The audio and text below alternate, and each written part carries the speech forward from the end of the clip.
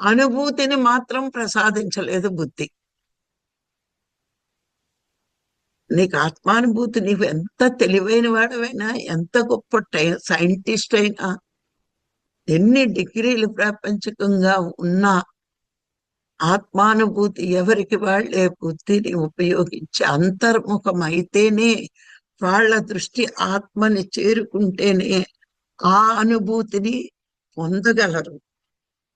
ఇప్పుడు కన్నుకి చూసే శక్తి ఆత్మే ఇస్తోంది, కానీ కళ్ళు మూసుకుని ఆ దృష్టిని లోపలికి తిప్పినా ఆత్మ ఇలా ఉంటుంది అని చెప్పలేదు.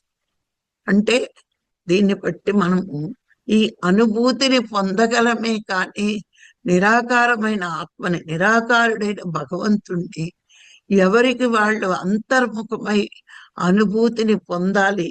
ఆ పొందిన అనుభూతిని ఇంకా మాటలేలో చెప్పలేనిది, వాక్కుకి అందరిది, దృష్టి చూడలేనిది, చెవులు వినలేనిది, బుద్ధితో నిర్ణయించలేనిది ఆ అనుభూతి నీకే మాటల్లోనే చెప్పలేవు, ఏ కళ్ళతోటి నువ్వు చూడలేవు.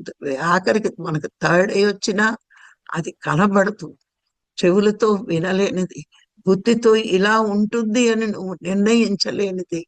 ఎందుకంటే ఈ ఇంద్రియాలన్నిటికీ శక్తినిస్తున్న ఆత్మ ఇంద్రియాలకి అతీతం. నీ ఇంద్రియాలకి శక్తి ఆత్మే ఇస్తోంది, కానీ ఇంద్రియాలు తను వ్యక్తం చేయలేవు తనకున్న శక్తితో ఆత్మని.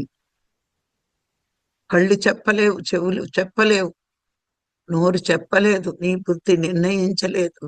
అందుకే ప్రతి ఒక్కళ్ళు తెలుసుకోవాల్సింది, ఇంద్రియాలకి శక్తినిస్తున్న ఆత్మ ఇంద్రియాతీతం.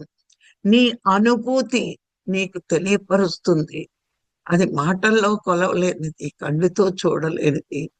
అప్పుడు నువ్వు అమృత స్వరూపుడు అవుతావు, అమృతత్వాన్ని పొందినవాడు అవుతావు. అందుకే లలితా సహస్రంలో ఇది తెలుసుకుంటే సుధాసారాభివర్షిణి అని ఇచ్చాడు. అమృతం తాగిన వాడు అవుతావు నువ్వు. ఈ జ్ఞానం అంతా నువ్వు నేర్చుకుని ఆ అనుభూతిని పొందిన రోజున నువ్వు అమృతం తాగిన వాడితో సమానము అని చెప్పారు. అంటే ఇప్పుడు మనం ధ్యానం ఎందుకు చేస్తున్నాం? ఆత్మకి దగ్గరయ్యి ఆ అనుభూతిని పొందడానికి. బాహ్యంలో బుద్ధితో పని, అంతరంలో నీ అనుభూతే నీకు గురువు అవుతుంది.